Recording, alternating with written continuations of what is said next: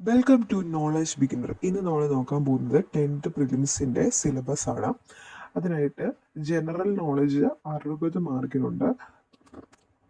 10 മാർക്കിൻ്റെ വീതം 6 നമുക്ക് ഡിവൈഡ് ചെയ്ത് കൊടുത്തിരിക്കുന്നതാണ്. ശാസ്ത്ര സാങ്കേതിക മേഖല, അതുപോലെ തന്നെ ഇന്ത്യയുടെ ഭൂമിശാസ്ത്രപരമായ സവിശേഷതകൾ, ഇന്ത്യൻ സ്വാതന്ത്ര്യവുമായിട്ട് ബന്ധപ്പെട്ടത്, പൗരാവകാശങ്ങൾ, കേരളത്തിൻ്റെ അടിസ്ഥാന വിവരങ്ങൾ, ഇന്ത്യൻ സ്വാതന്ത്ര്യ സമരവുമായി ബന്ധപ്പെട്ട് കേരളത്തിലുണ്ടായ മുന്നേറ്റങ്ങൾ, അതുപോലെ തന്നെ അതിനുവേണ്ടി പ്രവർത്തിച്ച സാമൂഹ്യ പരിഷ്കർത്താക്കൾ.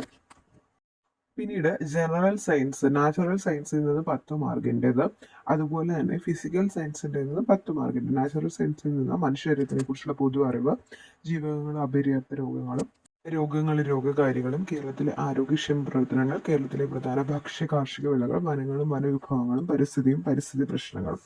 പിന്നീട് ഫിസിക്കൽ സയൻസിൽ നിന്നും 10 മാർക്കിനാണ്. അതിൽ 12 ടോപ്പിക്കുണ്ട്. ഇനി അടുത്ത സിമ്പിൾ അരിത്തമെറ്റിക് ആൻഡ് മെന്റൽ എബിലിറ്റിയിൽ നിന്ന് 20 മാർക്കിനാണ്. ലഘുഗണിതം 10 മാർക്ക്, മാനസിക ശേഷിയും നിരീക്ഷണ പാഠവും പരിശോധനയിൽ നിന്ന് 10 മാർക്കിന്. അങ്ങനെ മാത്സിന് 20 മാർക്കിനാണ് ചോദ്യം വരുന്നത്.